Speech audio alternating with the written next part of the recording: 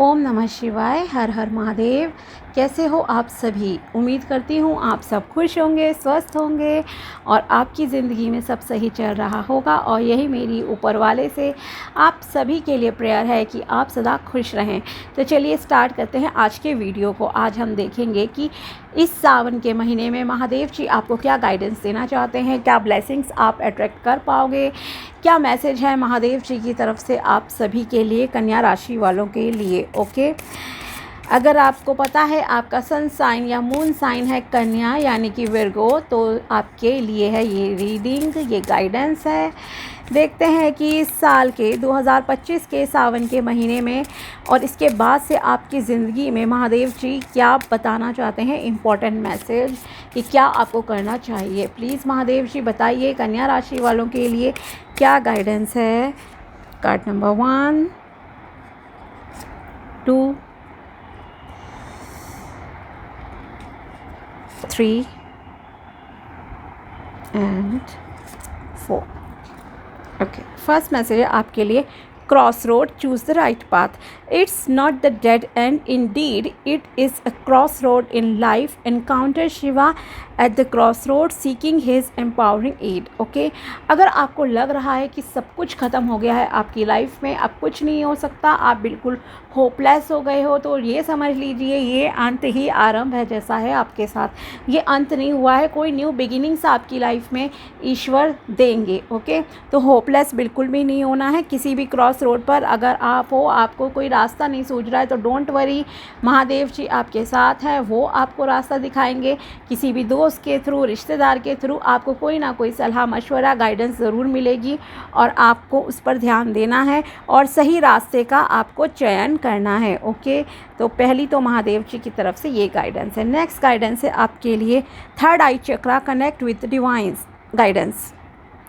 This card emphasizes the significance of harmonizing your third eye chakra to establish a profound connection with Lord Shiva and receive his divine guidance. Okay? यहाँ पर आपको third आई चक्रा के meditation के लिए guidance दी जा रही है कि आपको मेडिटेशन करना इम्पॉर्टेंट है। ख़ास करके अपने थर्ड आई चक्रा पे ध्यान दीजिए, आपके लिए ये अच्छा रहेगा। इससे क्या होगा, आपका एक कनेक्शन बनेगा लॉर्ड शिवा से और फिर वो आपको कहीं ना कहीं सही जो है गाइडेंस भी प्रोवाइड करेंगे।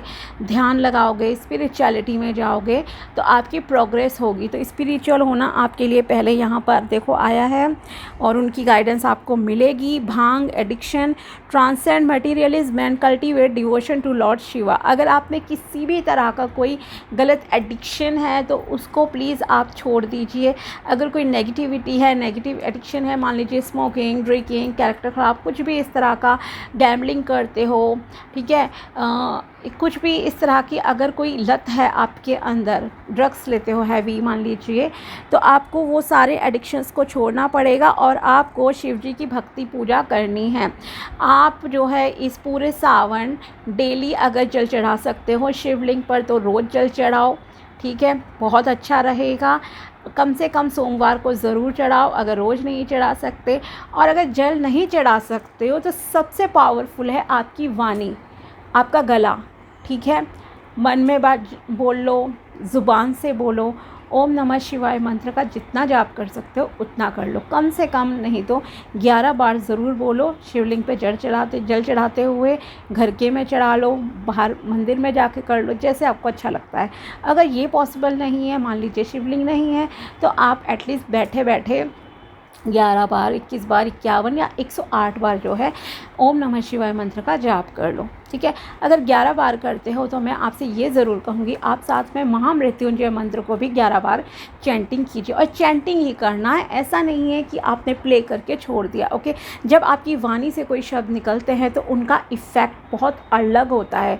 क्यों? क्योंकि आपका माइंड भी काम करता है उस वक्त डिफरेंट वे में, आपकी बॉडी की ऊर्जा बहुत अलग तरह से काम करती है। तो इसलिए बेटर है कि आप मंत्रों का उच्चारण अपने मुँह से कीजिए। ओके, ये आपके लिए कहा जा रहा है। तो लॉर्ड शिवा के प्रति समर्पित हो जाइए इस सावन में और आगे भी रहिए।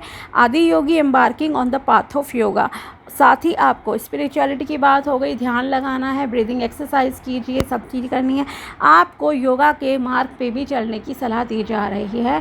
अगर आपको किसी भी प्रकार के फिज़िकल मेंटल हेल्थ इश्यूज़ है कुछ भी, तो आपके लिए यहाँ पर है कि Adi Yogi Shiva the revered originator of yoga beckons you to commence your journey into the practice of yoga, which holds the potential to enhance your physical, mental and spiritual wellbeing. Okay, तो यहाँ पर आपके लिए मैसेज है कि अगर आपके किसी भी तरह के इश्यूज़ हैं या जो भी नहीं भी मान लो प्रॉब्लम चल रही है, तो आपको योगा का मार्ग अपनाना पड़ेगा। थोड़ा सा नेचर में टाइम स्पेंड करो। अगर आप घर में बैठे रहते हो, ऑफिस में सारा दिन बैठे रहते हो, थोड़ा प्रकृति में, थोड़ा छत पे जाओ, शाम को बैठो, सुबह सुबह बैठो, जैसे आपका शेड्यूल है उसके अकॉर्डिंगली आप एडजस्ट कीजिए। अगर छत नहीं है, बालकनी है, बालकनी विंडो तो होगी ही ना, उसके पास थोड़ा बैठो, थोड़ी ब्रीदिंग एक्सरसाइज करो, अच्छे से ध्यान व्यान लगाओ, योगा करो, फिज़िकल एक्टिव रहो, ये आपसे यहाँ कहा जा रहा है। उससे क्या होगा, आपकी physical, mental and spiritual wellbeing के लिए, आपके पूरे आध्यात्मिक उत्थान के लिए, शारीरिक प्रोग्रेस के लिए भी ये सब चीज़ें बहुत हेल्पफुल रहेंगी। और इससे कहीं ना कहीं आपकी लाइफ में क्योंकि जब आप नेचर से कनेक्ट होते हो, आपके मन में अलग खुशी होती है, बहुत चीज़ें, आपकी बॉडी समझो it's like a temple. Okay, तो आप जितना इसको सही से रखोगे, सही मतलब चीज़ें भी, आपके कर्म सही होंगे, आपके थॉट्स सही होंगे, सब चीज़ें, तो आपकी लाइफ बहुत ही पॉजिटिवली एक अलग ही डायरेक्शन में चली जाएगी। आप खुश रहना स्टार्ट करोगे and like attracts like. Okay, तो बस ये समझ जाइए, आपकी ज़िंदगी में खुशियाँ आएंगी और नेगेटिविटी को, नेगेटिव एडिक्शन से आप दूर रहिए। तो ये थी कन्या राशि वालों के लिए महादेव जी की तरफ से इस सावन के लिए गाइडेंस। अगर वीडियो पसंद आया तो लाइक ज़रूर करना। मिलते हैं आपसे अगले वीडियो में एंड आई विश कि आपके लिए, आप सभी के लिए ये सावन का महीना बहुत बहुत खूबसूरत रहे। आप सभी को ढेर सारी शुभकामनाएं इस सावन के महीने की। धन्यवाद।